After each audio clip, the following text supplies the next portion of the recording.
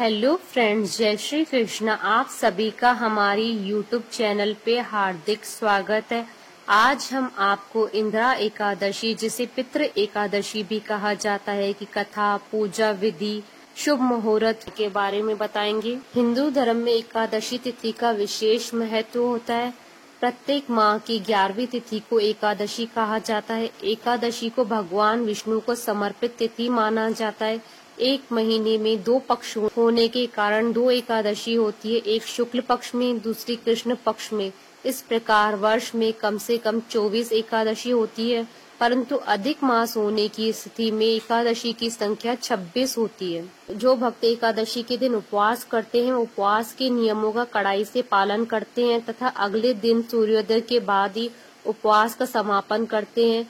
एकादशी व्रत के दौरान सभी प्रकार के अनाज का सेवन वर्जित होता है।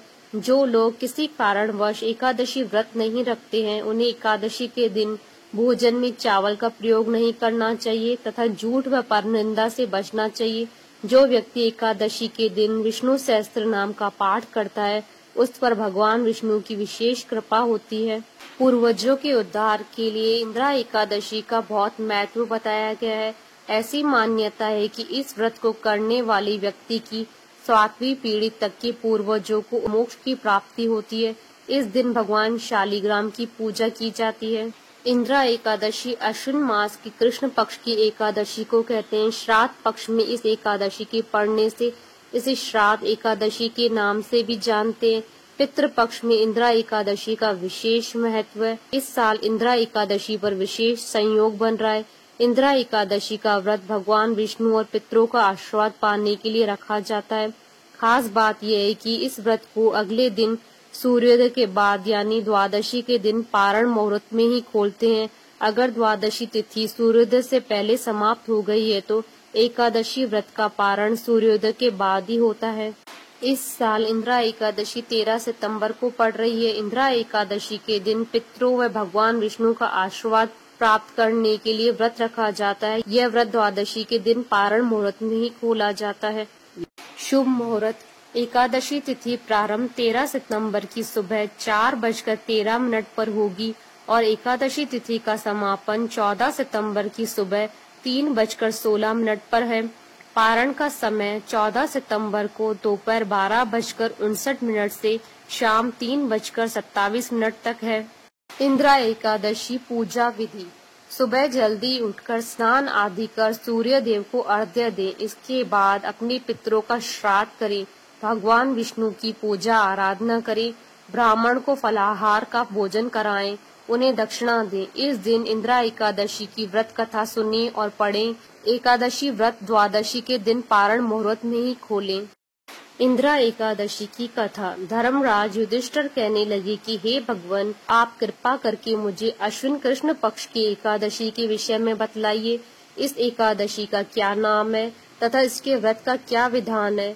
इसका व्रत करने से किस फल की प्राप्ति होती है? भगवान श्री कृष्ण कहने लगे कि अश्विन कृष्ण एकादशी का नाम इंदिरा एकादशी है। यह एकादशी पापों को नष्ट करने वाली तथा पितरों को अधोगति से मुक्ति दिलाने वाली होती है। हे राजन, ध्यान पूर्वक इसकी कथा सुनो। इसके सुनने मात्र से ही वाजपेयी यज्ञ का फल प्राप्त होता है। भगवान श्री कृष्ण कहने लगे कि प्राचीन काल में सतयुग के समय में महिष्मती नाम की एक नगरी में इंद्रसेन नाम का एक प्रतापी राजा धर्म पूर्वक अपनी प्रजा का पालन करते हुए शासन करते थे। वह राजा पुत्र, पौत्र और धन आदि से संपन्न और भगवान विष्णु के परम भक्त थे। एक दिन जब राजा सुख पूर्वक अपनी सभा में बैठे थे तो आकाश के मार्ग से महर्षि नारद उतरकर उसकी सभा में आए। राजा उन्हें देखते ही हाथ जोड़कर खड़े हो गए और विधि पूर्वक आसन व अर्घ्य दिया। सुख से बैठकर मुनि ने राजा से पूछा कि हे राजन, आपके सातों अंग कुशल पूर्वक तो है ना? तुम्हारी बुद्धि धर्म में और तुम्हारा मन विष्णु भक्ति में तो रहता है। देवर्षि नारद की ऐसी बातें सुनकर राजा ने कहा, हे महर्षि, आपकी कृपा से मेरे राज्य में सब कुशल है और मेरे यहाँ यज्ञ कर्म आदि सुकृत हो रहे। आप कृपा करके अपने आगमन का कारण कहिए। तब ऋषि कहने लगे कि हे राजन, आप आश्रय देने वाले मेरे वचनों को सुनो। मैं एक समय ब्रह्मलोक से यमलोक को गया। वहाँ श्रद्धा पूर्वक यमराज से पूजित होकर मैंने धर्मशील और सत्यवान धर्मराज की प्रशंसा की। उसी यमराज की सभा में महान ज्ञानी और धर्मात्मा तुम्हारे पिता को एकादशी का व्रत भंग होने का कारण देखा। उन्होंने संदेशा दिया, सो मैं कहता हूँ। उन्होंने कहा कि पूर्व जन्म में कोई विघ्न हो जाने के कारण मैं यमराज के निकट रह रहा हूँ। सो हे पुत्र, यदि तुम अश्विन कृष्ण एकादशी का व्रत मेरे निमित्त करो तो मुझे स्वर्ग की प्राप्ति हो सकती है। इतना सुनकर राजा कहने लगा कि हे महर्षि, आप इस व्रत की विधि कहिए। नारद जी कहने लगे कि अश्विन माह की कृष्ण पक्ष की दशमी के दिन प्रातः काल श्रद्धा पूर्वक स्नान आदि से निवृत्त होकर पुनः दोपहर को नदी आदि में जाकर स्नान करें। फिर श्रद्धा पूर्व पितरों का श्राद्ध करें और एक बार भोजन करें। प्रातः काल होने पर एकादशी के दिन दांतून आदि का स्नान करें। फिर व्रत के नियमों को भक्ति पूर्वक ग्रहण करता हुआ प्रतिज्ञा करे कि मैं आज संपूर्ण भोगों का त्याग कर निराहार एकादशी का व्रत करूंगा। हे पुंडरीकाक्ष, मैं आपकी शरण में हूँ, आप मेरी रक्षा कीजिए। इस प्रकार नियम पूर्वक शालिग्राम की मूर्ति के आगे विधि पूर्वक श्राद्ध करके योग्य ब्राह्मण को फलाहार का भोजन कराएं और दक्षिणा दे।